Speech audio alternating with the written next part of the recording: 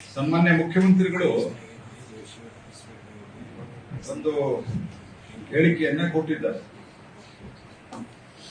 ದಯಾನಂದ ಗೊತ್ತಿತ್ತು, ನಮ್ದು ನಾವೆಲ್ಲ ಪ್ರಶ್ನೆ ಮಾಡಿದ್ವಿ ನಿಮ್ಮ ಮೂಲಕ, ಅಂದ್ರೆ ಮಾಧ್ಯಮದ ಮೂಲಕ.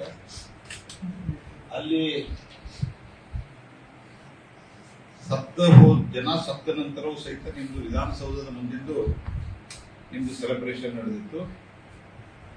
ಮತ್ತು ಅದಾದ ನಂತರ ಚಿನ್ನಸ್ವಾಮಿ ಕ್ರೀಡಾಂಗಣಕ್ಕೂ ನಿಮ್ಮ ಉಪಮುಖ್ಯಮಂತ್ರಿಗಳು ವೀರಾವೇಶದಿಂದ ನಾವೇ ಅವರನ್ನ ಕೋಚಿಂಗ್ ಕೊಟ್ಟು ಗೆಲ್ಲಿಸಿದಂಗೆ ಹೋಗಿ ಬಂದಾರ. ಇದ್ರ ಬಗ್ಗೆ ಏನ್ ಹೇಳ್ತೀರಿ ಅಂತ ಪ್ರಶ್ನೆ ಮಾಡಿದ್ವಿ. ಅದಕ್ಕೆ ಮುಖ್ಯಮಂತ್ರಿಗಳು ಹೇಳಿದ್ದಾರೆ ನಿನ್ನೆ, ಇಲ್ಲ ದಯಾನಂದ್ ಅವ್ರದ್ದು ಏನು ತಪ್ಪಿತ್ತು ಅಂತಂದ್ರೆ ಅಲ್ಲಿ ಸತ್ತದ್ದು ನನಗೆ ತಿಳಿಸಿಲ್ಲ ಅಂತ.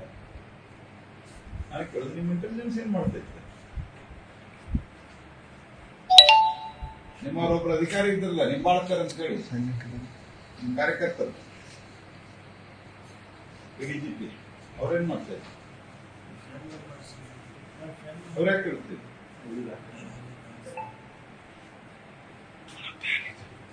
ಅಂದ್ರ ತಮಗೆ ಹ್ಯಾಂಗ ಬೇಕಾದಂಗ ಮಾತಾಡೋದು. ನಿಮ್ಮೊಬ್ಬರು ಆಫೀಸರ್ ಇಂಟೆಲಿಜೆಂಟ್ ಇದ್ರೆ ಇಲ್ಲ, ಇಂಟೆಲಿಜೆನ್ಸ್ ಆಫೀಸರ್ ನಿಮ್ಮೊಬ್ಬ ಅಧಿಕಾರಿ ಇದ್ರೆ ಇಲ್ಲ, ಅವ್ರ್ಯಾಕೆ ತಿಳಿಸಿಲ್ಲ? ಅವ್ರ ಬಗ್ಗೆ ಏನ್ ಕ್ರಮ? ಅವ್ರು ಟ್ರಾನ್ಸ್ಫರ್ ಮಾಡ್ಯಾರ. 2 ಪೋಸ್ಟ್ ಇತ್ತು, ಒಂದರಿಂದ ಬಿಡುಗಡೆ ಮಾಡಿದ್ರಿ. ಏನ್ ದೊಡ್ಡ ಮಹಾ ಮಾಡಿದ್ರಿ ನೀವು? ತಮಗೆ ಬೇಕಾದ ಅಧಿಕಾರಿಗಳಿಗೆ ಬೆಣ್ಣೆ, ಬೇರೆ ಸುಣ್ಣ. ಇದು ಕಾಂಗ್ರೆಸ್ಸಿನ ಮುಖ್ಯಮಂತ್ರಿಗಳ ನೀತಿಯಾಗಿದೆ. ನೀವೇನಾದ್ರೂ ಸಸ್ಪೆಂಡ್ ಮಾಡೋದು, ಸ್ಯಾಕ್ ಮಾಡೋದು ಮಾಡಬೇಕಾದ್ರೆ ಮೊದಲು ಡಿ ಕೆ ಶಿವಕುಮಾರ್ ಮಾಡೋದು. ಸ್ವಲ್ಪ ಸ್ಯಾಕ್ ಮತ್ತು ಗೋವಿಂದರಾಜನ್ ಬಿಡುಗಡೆ ಮಾಡಿ, ಬ್ಯಾರೇಜರಾಜ ಸಸ್ಪೆಂಡ್, FIR, ಗೋವಿಂದರಾಜಿಗೆ ಬಿಡುಗಡೆ.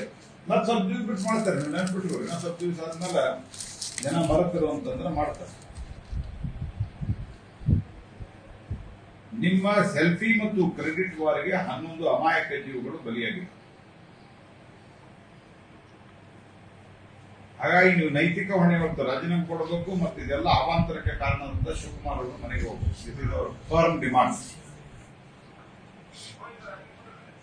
ನೈತಿಕತೆ ಅನ್ನೋದಿದ್ರೆ ಅದನ್ನ ಮಾಡೋದು. ಬಹಳ ಜನ ಗಡಿ ಭಾಗದಲ್ಲಿ ಅವರಿದ್ದಾಗ ಏನ್ ಭಯೋತ್ಪಾದನೆ ಚಟುವಟಿಕೆ ಅದರದ್ದು 70% ಕಮ್ಮಿ ಆಗಿದೆ. This is on record. I am telling 70% reduce ಆಗಿದೆ. ದೇಶದಲ್ಲಿ ಆಲ್ಮೋಸ್ಟ್ 90%, 95% ಕಮ್ಮಿ ಆಗಿದೆ. ನಕ್ಸಲಿಸಮ್ ಅನ್ನ ನಾವು ನಿರ್ಮೂಲನೆ ಮಾಡ್ತಾ ಇದ್ದೀವಿ. ಅದಕ್ಕೆ ಕೆಲವರು ತಳಮಳ ವ್ಯಕ್ತಪಡಿಸ್ತಾರೆ, ಹಂಗೆಲ್ಲ ಹೊಡಿಬಾರ್ದು, ಅವ್ರನ್ನ ಹಿಡಿಬೇಕು ಅಂತ ಹೇಳಿ. ಆದ್ರೆ ಇಷ್ಟು ಪ್ರಮಾಣದಲ್ಲಿ ನಾವು ಎಲ್ಲಾ ರೀತಿಯ ಭಯೋತ್ಪಾದನೆಯನ್ನ ಕಿಚ್ಚಿ ಹಾಕ್ತಿರ್ಬೇಕಾದ್ರೆ ಒಂದು ಘಟನೆಯನ್ನ ಒಬ್ಬರು ಸತ್ರು ನಮಗೆ ನಾನು ಪದೇ ಪದೇ ಬಾರಿ ಹೇಳಿದ್ದೆ. Even death of 1 person, unnatural death of 1 person is also most painful. ಆದರೆ ಇಲ್ಲಿ ಕೈಯಾರೆ ಮಾಡಿದ್ದಲ್ರಿ, ಇದಕ್ಕೆ ಯಾಕೆ ಮಾತಾಡ್ತಿಲ್ಲ? ಕೆಲವು ವೀರರಿದ್ದಾರ, ಸಿದ್ದರಾಮಯ್ಯನವರು ಬಿಟ್ಟಿರ್ತಾರ.